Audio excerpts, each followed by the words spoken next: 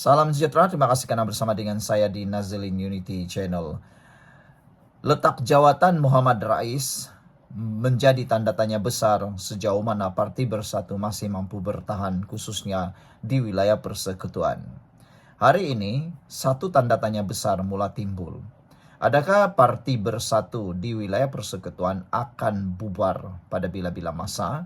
Dan berapakah ahli Parti Bersatu yang turut keluar kecewa dengan tindakan daripada Parti Perikatan Nasional, PAS dan Sebilangan Bersatu menyertai Solidariti Najib?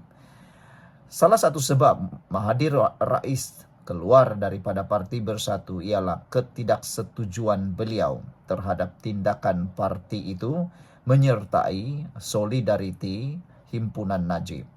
Oleh sebab itulah, tidak mustahil akan ada berduyun-duyun yang akan menyertai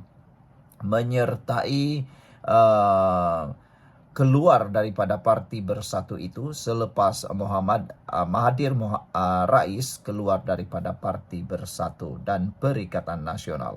Namun demikian, hari ini satu kenyataan telah dinyatakan. Sama ada benar atau tidak, kita pun tak tahu. Kita tunggulah. Sama ada ianya betul, bergantung kepada masa dan waktu sahaja. Menurut laporan di FMT, tak ada ahli ikut Mahathir Rais, kata pemimpin Bersatu Wilayah Persekutuan. Mahathir Rais keluar Bersatu yang sebelum ini lantang mengkritik pembabitan Parti Bersatu pada Himpunan Solidariti Najib Razak. Pemimpin bahagian Bersatu Wilayah Persekutuan yakin tiada ahli lain menuruti jejak Mahathir Rais yang sebelum ini lantang menentang Himpunan Solidariti Najib Razak.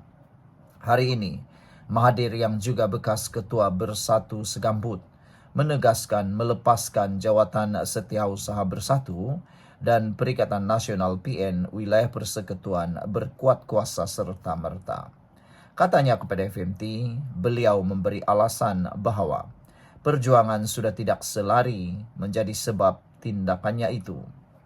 Penyandang timbalan Ketua Bersatu Wilayah Persekutuan Muhammad Badrul Ezan berkata, pihaknya menghormati hak Mahathir meninggalkan parti, namun ia tidak sampai menjejaskan Bersatu secara keseluruhan, kata beliau lagi. Sebelum ini, dalam kalangan kepimpinan Bersatu Wilayah Persekutuan, tiada pergolakan antara kami. Hubungan baik sahaja dan kami tahu beliau umum keluar parti hanya melalui kenyataan media sahaja. Tindakan beliau keluar parti tidak menjejaskan Bersatu Wilayah dan kita akan terus bergerak ke depan. Bagi persiapan PRU akan datang, kita juga baru sahaja lepas adakan pemilihan parti dan di wilayah ini, majoriti ketua bahagian dari kalangan muka baharu dari berbagai latar belakang, katanya kepada FMT. Sementara itu, Ketua Bersatu Segambut Dr. Nur Izzah Norma meluahkan rasa kecewa susulan keputusan dibuat Mahathir. Saya selaku ketua di Segambut amat kesal dengan keputusan yang telah diambil. Namun setelah segala keputusan dan kenyataan beliau tidak mencerminkan pandangan bahagian secara keseluruhannya, kata beliau lagi. Bersatu Segambut mengambil pendekatan kekal bersama dengan kepimpinan Bersatu Malaysia. Terdahulu Mahathir dalam surat dihantar memaklumkan keluar parti kepada Razzie Jidin sebagai penyandang jawatan Ketua Bersatu Wilayah Persekutuan. Mahathir adalah pemimpin bahagian lantang mengkritik himpunan diketuai PAS menyokong Najib Razak pada 6 Januari. Mengatakan ia mencerminkan kesediaan PN berkompromi dengan prinsipnya demi kepentingan politik. Sekian untuk kali ini. Jangan lupa tinggalkan komen Anda. Salam sejahtera. Terima kasih karena bersama dengan saya di Nazilin Unity Channel. Akhirnya yang kita tunggu-tunggu akhirnya muncul tiba. Berkait dengan titah edendum, ini penjelasan terkini Anwar Ibrahim. Akhirnya Anwar buat pengakuan yang kita tunggu-tunggu yang pastinya akan membuatkan PAS lagi pening kepala dan mungkin akan terus pengsan. Perdana Menteri Anwar Ibrahim akhirnya buka mulut, jelaskan titah edendum dihantar terus ke AG. Perdana Menteri Anwar Ibrahim hari ini mengakui bahawa Peguam Negara menerima surat berhubung titah tambahan diraja yang membolehkan bekas Perdana Menteri Najib Razak menjalani baki hukuman penjaranya di bawah tahanan rumah. Bagaimanapun, Anwar menyebut Selepas surat itu diterima, Agung bertukar dan Peguam Negara menyerahkan surat itu kepada Istana Negara bagi membolehkan Agung yang baru, yaitu Sultan Ibrahim Sultan Iskandar, membuat keputusan. Surat itu dihantar kepada Peguam Negara, bukan kepada saya, bukan kepada ahli lembaga pengampunan, kata Anwar Ibrahim. Dan Peguam Negara kemudian bila Agung ganti diserah kepada Istana Negara, kerana Agung yang pengerusikan lembaga pengampunan. Itu keadaan dia, bukan kita sorok, kata Anwar Ibrahim semasa berucap di program Muhibah Madani hari ini.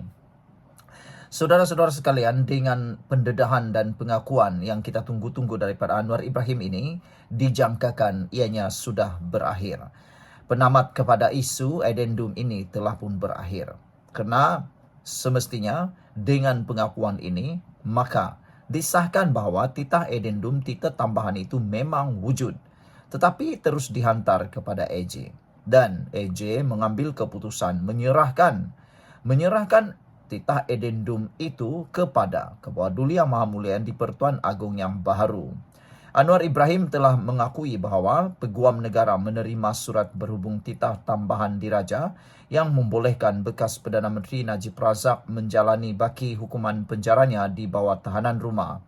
Bagaimanapun, Anwar Ibrahim menyebut selepas surat itu diterima, Agung bertukar dan Peguam Negara menyerahkan surat itu kepada Istana Negara bagi membolehkan Agung yang baru, iaitu Sultan Ibrahim Sultan Iskandar, membuat keputusan. Keputusan ini sebenarnya tepat kerana keputusan itu menyerahkan surat itu kepada Istana Negara bagi membolehkan Agung yang baru membuat keputusan adalah tepat.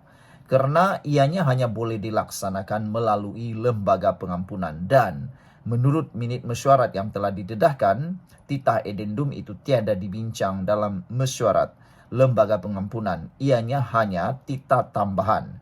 Jadi titah tambahan yang tidak masuk dalam minit mesyuarat tidak boleh dilaksanakan bersama dengan keputusan mesyuarat tersebut. Ianya harus diputuskan sekali lagi oleh yang di-Pertuan Agong yang baharu. Surat itu dihantar kepada Peguam Negara, bukan kepada saya, kata Anwar Ibrahim, bukan juga kepada ahli lembaga pengampunan. Oleh sebab itulah, ahli lembaga pengampunan tiada yang tahu, hanya AJ yang tahu, dan AJ akhirnya kemudian bila Agong mengganti, diserah kepada Istana Negara. Kerana Agong yang mempengerusikan lembaga pengampunan, itu keadaan dia, bukan kita sorok, kata Anwar semasa berucap di program Muhibah Madani hari ini. Jadi, semua yang sudah dinyatakan ini adalah selaras dengan arahan daripada Istana Negara baru-baru ini supaya permohonan untuk pengampunan baharu Najib perlu dibuat melalui lembaga pengampunan, bukan melalui mahkamah. Jadi, sudah terang lagi bersuluh, UMNO harus membuat atau Najib harus membuat permohonan pengampunan baharu melalui lembaga pengampunan dan bukan melalui mahkamah. Sekian untuk kali ini. Jangan lupa tinggalkan komen Anda.